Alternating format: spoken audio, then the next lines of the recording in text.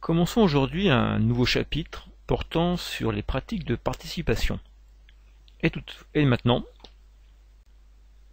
définition que nous donne Werner en 1971 de la participation. Il s'agit d'un acte volontaire, réussi ou non, organisé ou non, épisodique ou continu, employant des moyens légitimes ou illégitimes, visant à influencer le choix des politiques, l'administration des affaires publiques ou le choix des leaders politiques à tout niveau du gouvernement local ou national. Alors cette définition est générale, mais vous voyez qu'elle embrasse un champ particulièrement large. On verra que ceci recouvre à la fois une participation dite conventionnelle, mais aussi une qui l'est nettement moins, voire illégale. Se pose toujours d'ailleurs la question de savoir comment et pourquoi des individus se trouvent engagés dans des actions individuelles, collectives, se rassemblent dans une revendication commune.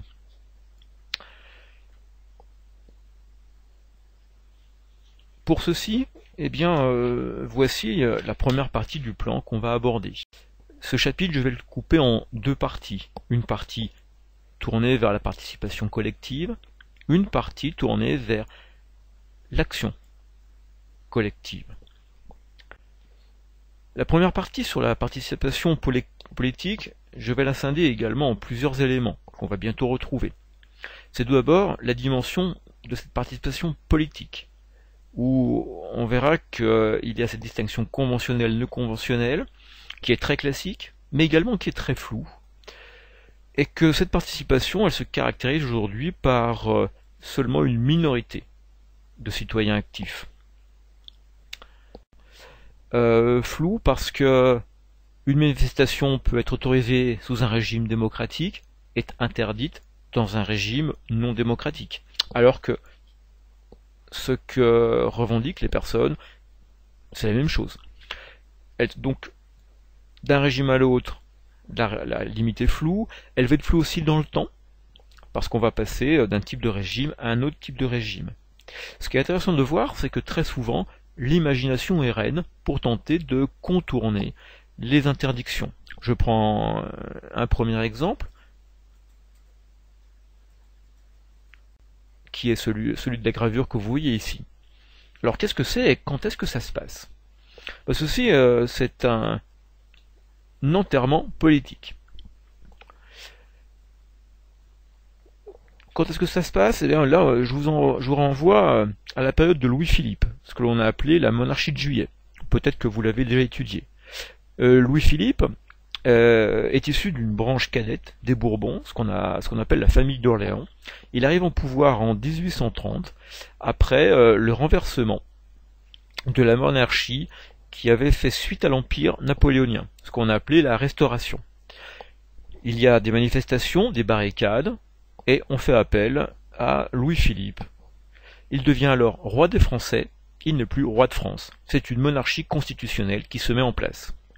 En 1848, ce même roi des Français va perdre le pouvoir suite à des manifestations et à la mise en place de barricades. C'est un peu le paradoxe et l'ironie de l'histoire. Donc ce Louis-Philippe comprend très très bien que les manifestations, c'est particulièrement dangereux pour un régime politique. Il est très bien payé pour le savoir. Donc, ces presque 2 décennies de pouvoir vont être très compliquées pour lui. Simplement parce que il y a de très nombreuses oppositions à cette monarchie constitutionnelle. On va trouver dans l'opposition des bonapartistes, on va trouver des gens qui soutiennent la monarchie absolue, on va retrouver des républicains. Et donc les deux questions de manifester et de tenter de renverser le pouvoir, légalement ou non, sont nombreuses. Il va donc y avoir beaucoup d'interdictions, beaucoup de limitations au droit de manifestation, comme d'ailleurs au droit de simplement rassemblement politique. On va trouver une première solution, c'est que lorsque vous avez un personnage connu, important, bien aimé du peuple, meurt, on organise son enterrement. Ici, vous avez l'enterrement en juin 1832 du général Lamarque. Ce général Lamarque, c'est un ancien général de l'Empire, qui avait été distingué par Napoléon, qui pensait en faire un maréchal à l'époque.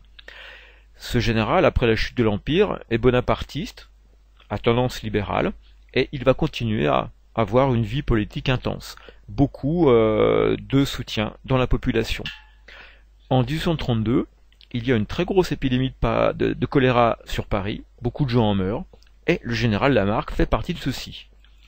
Son entourage va organiser ses funérailles, et vous avez un cortège qui se met en route, qui porte le cercueil du général Lamarque, ce qui fait que cette manifestation déguisée peut ainsi passer les cordons de police, peut aussi braver les barrages mis en place par l'armée. En fin de journée, cette manifestation qui était à l'enterrement va se transformer en une action de manifestation, des barricades sont organisées et une tentative ratée de faire chuter le pouvoir. Un autre type de manifestation va tenter de contourner l'interdiction. C'est ce qu'on a appelé les banquets républicains. En effet, seuls peuvent être organisés des meetings, des rassemblements politiques favorables au régime. Eh bien, les notables hostiles à celui-ci, en province, comme à Paris, organisent des banquets. C'est-à-dire, en fait, des organisations privées, on va manger, et durant ce repas, durant ce banquet, eh bien, on va dresser des plans politiques, on va discuter politique, et on va s'organiser. C'est d'ailleurs à noter que ces banquets républicains vont survivre de manière plus ou moins développée jusqu'à nos jours. En démocratie, ces manifestations peuvent très bien se dérouler. La seule réserve, c'est qu'elles ne troublent pas l'ordre public. Là aussi, vous verrez que l'actualité récente peut nous amener à réfléchir. On a pour habitude de classer les manifestations en 3 grandes familles. C'est ce que je vais développer maintenant. On a une première famille, c'est celle des manifestations routinières. On verra ensuite les manifestations dites initiatrices, et on verra en dernier les manifestations qui sont liées à des crises politiques. Je vais commencer tout d'abord par les manifestations routinières. C'est celles qui ont vocation à se renouveler régulièrement, et soit on a quelques revendications, soit on conteste un peu, mais on est surtout sur des manifestations à dimension syndicale, où on va montrer qu'on existe toujours, on va montrer quelle force on est capable de mobiliser, bref, on montre ses muscles. Ce qui est classique en France par exemple, mais aussi en Europe, c'est les manifestations du 1er mai, et on compte nos militants. Et le coup de pouvoir également compte les militants des syndicats. On marche bien syndicat par syndicat, bien regroupés, mais c'est aussi quelquefois une contestation d'un choix gouvernemental. Par exemple ici, je vous mets la photo d'une manifestation qui conteste les choix du gouvernement quant à la politique de financement, d'organisation des hôpitaux. Deuxième forme de manifestation, les manifestations dites initiatrices. Celles qui ont pour but de mettre en exergue des revendications qui ne sont pas prises en compte par les pouvoirs publics, voire qui sont largement ignorées par la société. Par exemple ici, une photo ancienne de revendications féministes. Mais ça peut être des manifestations qui vont soutenir le mariage pour tous, le droit des homosexuels, etc. Aux États-Unis, c'est par exemple tout ce qui va être la lutte contre la peine de mort dans les États qui l'ont conservé, voire dans les États qui l'ont aboli depuis longtemps. Là, on est dans un cadre qui est complètement légal, organisé, qui peut être bon enfant ou un peu plus chahuteur. On a ensuite le troisième type de manifestation, ce sont les manifestations qui sont liées à des crises politiques. Alors là, on est sur quelque chose qui, entre guillemets, n'est non plus intéressant. Je vais vous prendre 2 exemples. Le but là, c'est, si possible, de renverser le régime, ou à l'inverse, soutenir le régime qui est en danger. Je vais faire un petit bond dans le temps, je vais aller en 1934. Là, vous avez une photographie d'époque du 6 février 1934.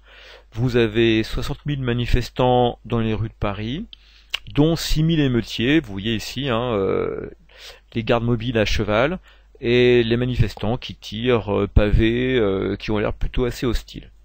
Alors qu'est-ce qui se passe à Paris à cette date-là? En fait, cette manifestation est celle de mouvements d'extrême droite, très conservateurs, qui, même s'ils sont très hétéroclites, ont quelques points communs. C'est des mouvements qui sont pour la plupart anti-républicains, anti-parlementaires, pour une bonne partie composés d'anciens combattants de la Première Guerre mondiale, et qui pour certains peuvent être aussi antisémites, nationalistes, etc. Et pourquoi manifeste-t-il à ce moment-là? Eh bien simplement, le gouvernement d'alors, mené par le chef du conseil Daladier, le président du conseil, pardon, Daladier, a révoqué le préfet de police de Paris. Et ces gens manifestent contre cette révocation.